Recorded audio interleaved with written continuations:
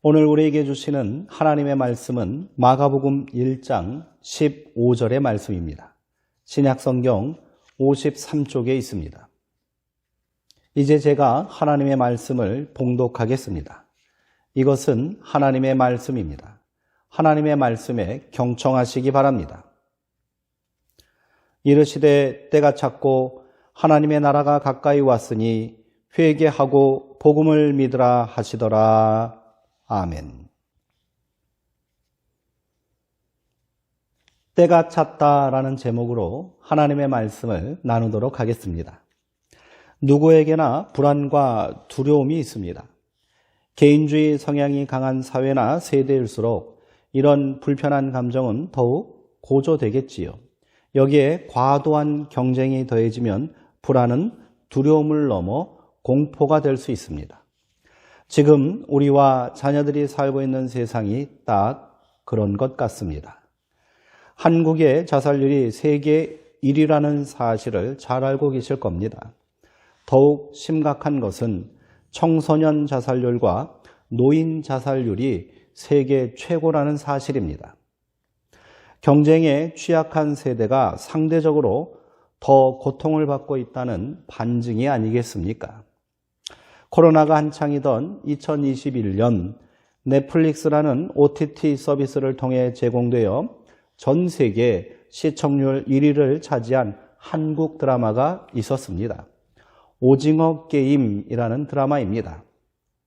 드라마의 내용은 매우 단순합니다. 456억 원의 상금을 넣고 456명의 참가자들이 서바이벌 형식의 게임을 하는 겁니다. 흥미로운 점은 그런 게임이 모두 우리나라의 전통놀이라는 사실이지요. 우리가 어릴 적 동네 골목이나 학교 뒷마당에 모여서 함께 즐겼던 게임입니다. 제목에서 언급된 대로 오징어 게임, 무궁화 꽃이 피었습니다, 줄다리기, 구슬치기 같은 것들이지요. 그런데 이게 단순하지 않은 것은 게임에서 탈락한 사람들은 그 자리에서 죽는다는 겁니다. 어쨌든 이런 내용의 영화는 무수히 많습니다. 그런데 유독 이 영화에 전 세계 사람들이 관심을 보인 이유는 무엇일까요? 거기에는 인종과 국경을 초월한 우리 모두의 문제가 고스란히 담겨 있기 때문입니다. 그 문제가 바로 앞에서 언급한 과도한 경쟁과 개인주의가 빚어낸 공포와 불안이지요. 이를 사회심리학자들은 고립공포 또는 생존공포 이렇게 정의 내리고 있습니다. 경쟁에서 뒤처질지 모른다는 염려가 고립공포로 나타나고요. 그것이 생존에 대한 공포로 이어진다는 겁니다. 이런 감정은 꼭 경쟁에서 밀려나거나 실패한 사람들에게만 나타나지 않습니다. 어느 정도 사회적 부와 성공을 이룬 사람들도 동일한 고통을 호소합니다. 우리 모두의 문제이고요. 공동체와 사회가 함께 고민하고 그 해결책을 찾아야 할 심각한 문제인 거지요. 물론 이전에도 경쟁은 있었습니다. 그런데 현재에 와서 경쟁이 더 큰 문제로 심지어 공포로 느껴지는 이유는 무엇일까요? 여기에는 분명한 이유가 있겠지요. 이전 사회에서는 경쟁을 공동체가 함께 감당하는 경우가 많았습니다. 멀리 생각할 필요도 없습니다. 한 3, 40년 전만 해도 그렇지 않았습니까? 한 개인의 고민이 가족 전체의 문제가 되고요. 한 가족의 문제가 일각 친척의 관심거리가 되는 경우가 많았지요.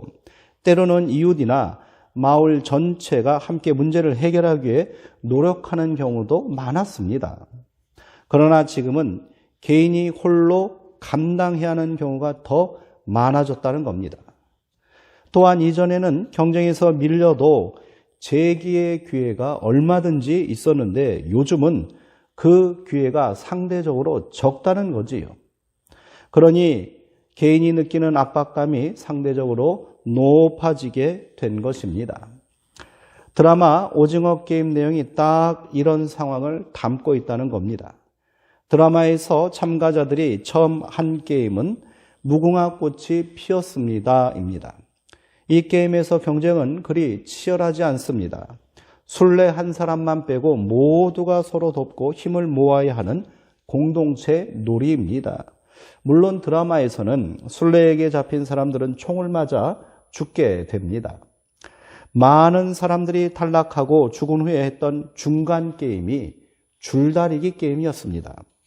팀과 팀이 겨루는 게임이지요. 결과를 공동이 함께 책임진다는 점에서 승패에 대한 부담감이 그만큼 줄어들지요. 당연히 드라마에서는 진 팀은 전원이 몰살당합니다. 줄다리기에서 생존한 사람들이 한 다음 게임은 구슬치기였습니다. 드라마에서는 아직 어떤 게임을 해야 하는지 모르는 생존자들이 서로 마음이 드는 사람과 짝을 이루게 합니다. 이번에도 함께 협력해야 하는 게임이겠거니 하는 생각에 그동안 좋은 관계를 맺었던 사람들이 짝을 맺습니다. 그렇게 주인공은 그동안 자기가 도움을 주었던 또 도움을 받았던 치매 노인과 짝이 됩니다. 서로를 아끼는 부부가 짝이 되기도 하고요. 경쟁 속에서 우정을 키운 젊은이들도 서로 한 팀이 됩니다. 그런데 이들이 해야 할 게임이 구슬치기입니다. 어떤 게임을 하든 어떤 방법을 쓰든 상관없습니다. 상대방의 구슬을 모두 따서 이기기만 하면 됩니다. 승패의 결과가 생존과 죽음이기에 이보다 잔인하고 치열한 게임이 없겠지요. 주인공은 구슬을 모두 잃게 될 위기에 처하자 결국 노인을 속이고 맙니다.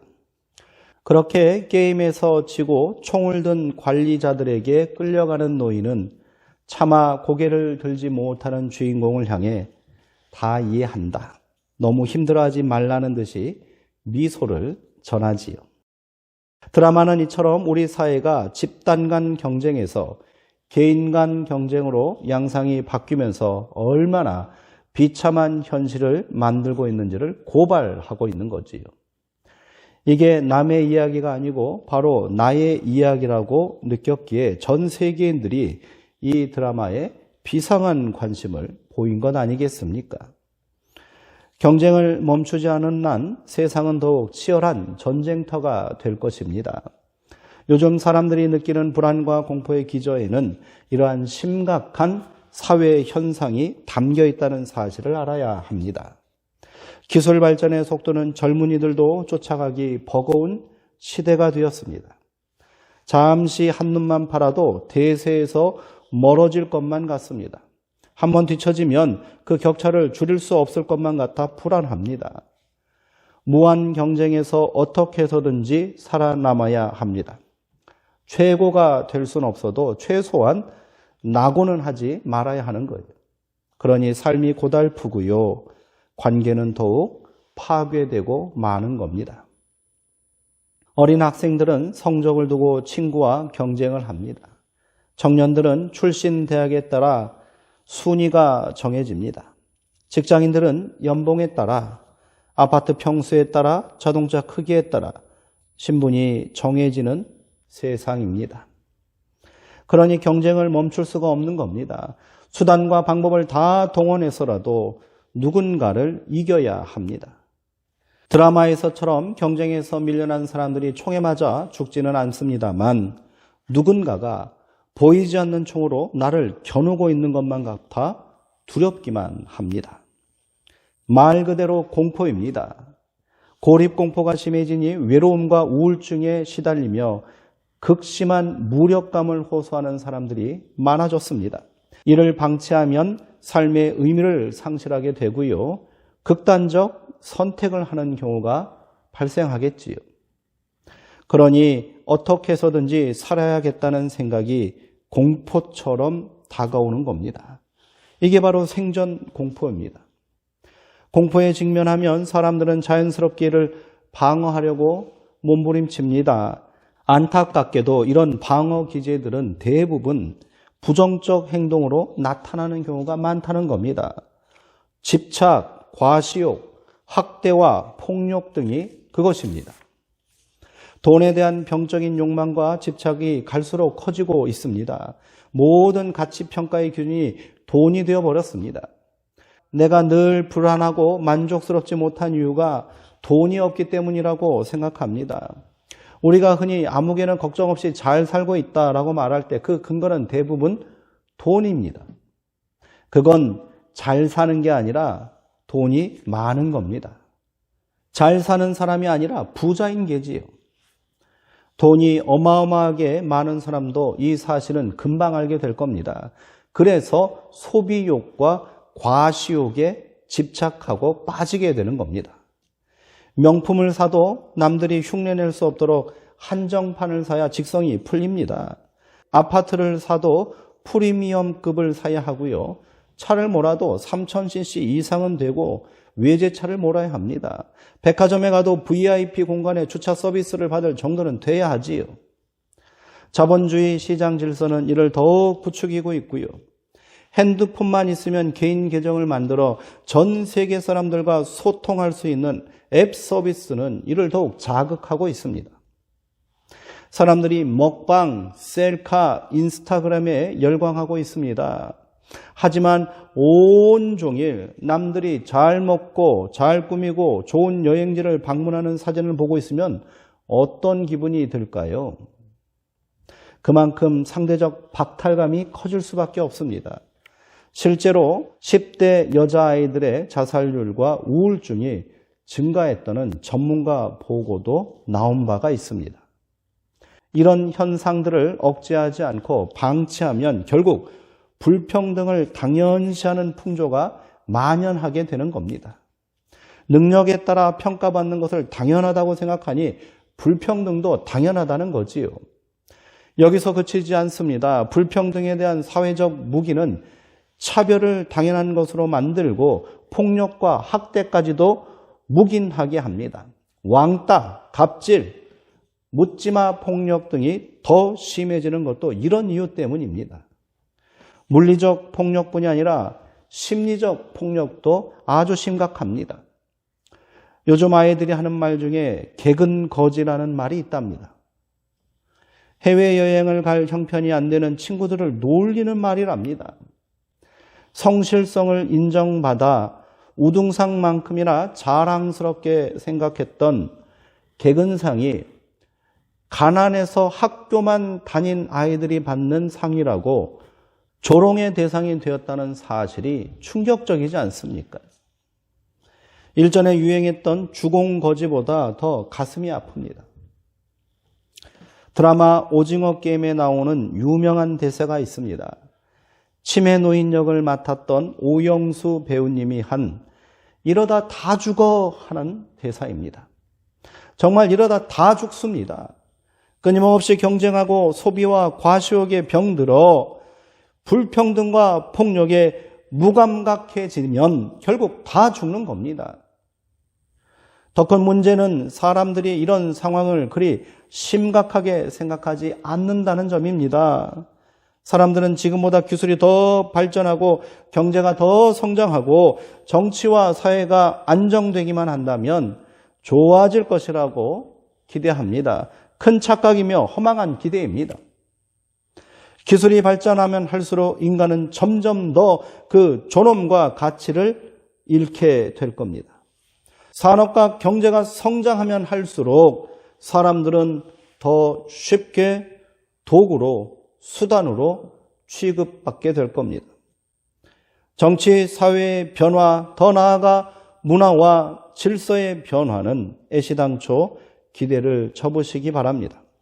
이 모든 것들은 결국 강자의 논리와 돈의 질서를 정당하기 위한 하수인에 불과하다는 사실을 역사가 증명하고 있지 않습니까?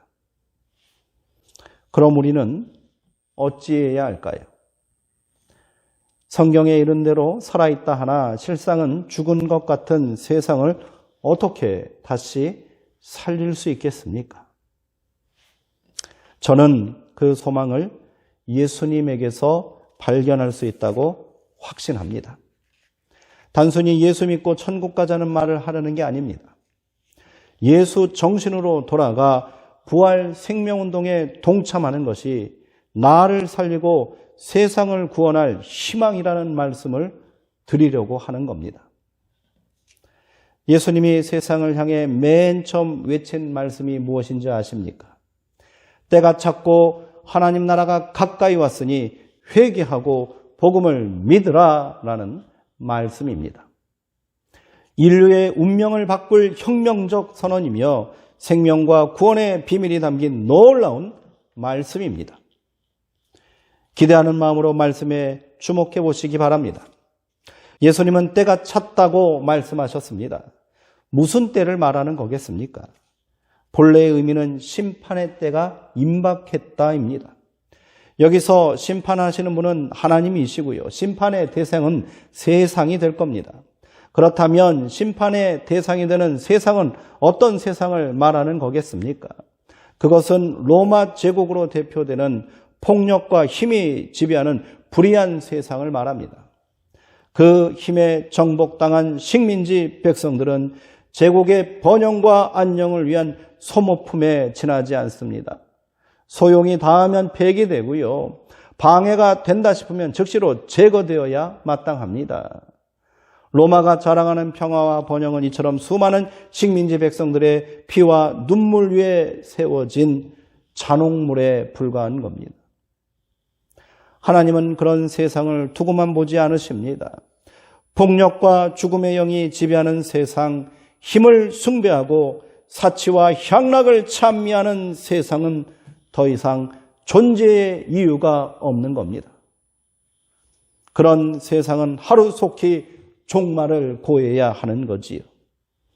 그렇다면 저 강력한 제국을 무슨 방법으로 무너뜨릴 수 있단 말입니까? 예수님은 그 방법이 바로 하나님 나라라고 말씀하고 계십니다. 그 나라가 가까이 왔다라고 하셨습니다. 하나님 나라는 흔히 생각하는 것처럼 죽음 후에 가는 천국 같은 피안의 세상만을 말하는 것이 아닙니다. 그 어느 시대, 어느 공간이나 하나님의 통치와 질서가 통용되는 곳이라면 그곳이 바로 하나님 나라라는 것을 믿으시기 바랍니다. 그렇게 예수님은 죽음의 영이 지배하는 구시대가 물러가고 생명의 영이 가득한 새로운 세계가 열렸다고 온 세상을 향하여 외치고 계신 겁니다. 하나님의 통치는 돌봄과 사랑을 근본으로 합니다. 하나님의 질서는 창조와 생명을 최고의 가치로 여깁니다. 그 통치만이 막강한 황제의 권력과 최강의 군사력을 자랑하는 로마의 통치를 끝장낼 수 있는 거지요. 그 질서만이 사륙과 착취로 유지되는 제국의 질서를 몰아낼 수 있는 겁니다. 지금 우리에게 꼭 필요한 통치와 가치가 바로 하나님 나라에 있는 것 아니겠습니까? 예수님은 선봉에 서서 그 나라의 도래와 시작을 세상에 천명하셨습니다. 그리고 우리에게 그 희망찬 생명의 나라를 함께 세우자고 말씀하고 계십니다. 그 나라에 동참하려면 꼭 필요한 조건이 있습니다.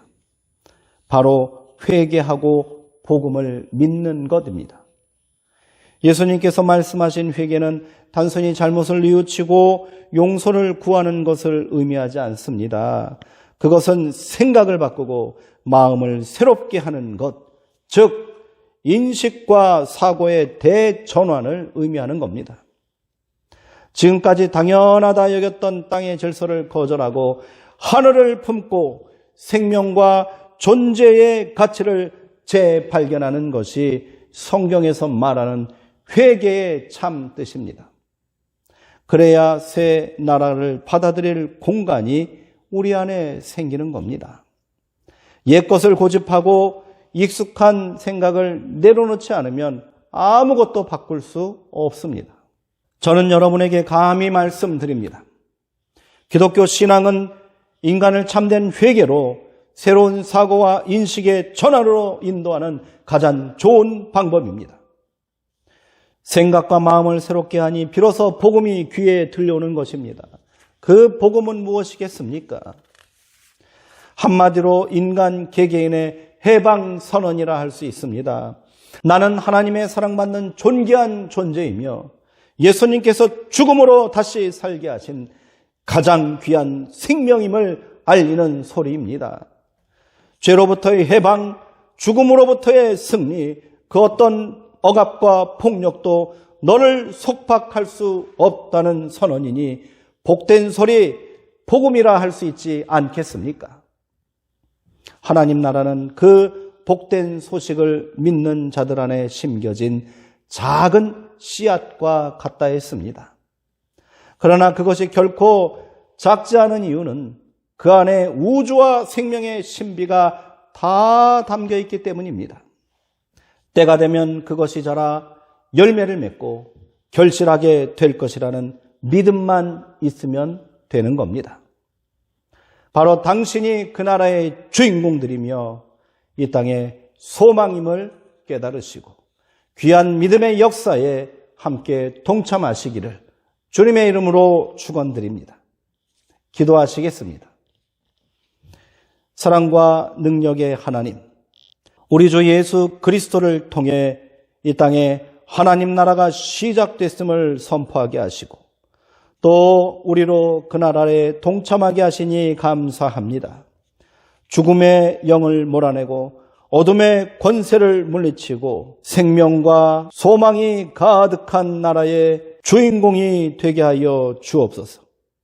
그렇게 내 안에 하나님 나라를 모심으로 인하여 내가 다시 태어나고 가정을 새롭게 하고 세상을 구원하는 복음의 역사가 우리의 삶 가운데 나타나게 하여 주옵소서. 예수님의 이름으로 기도합니다. 아멘.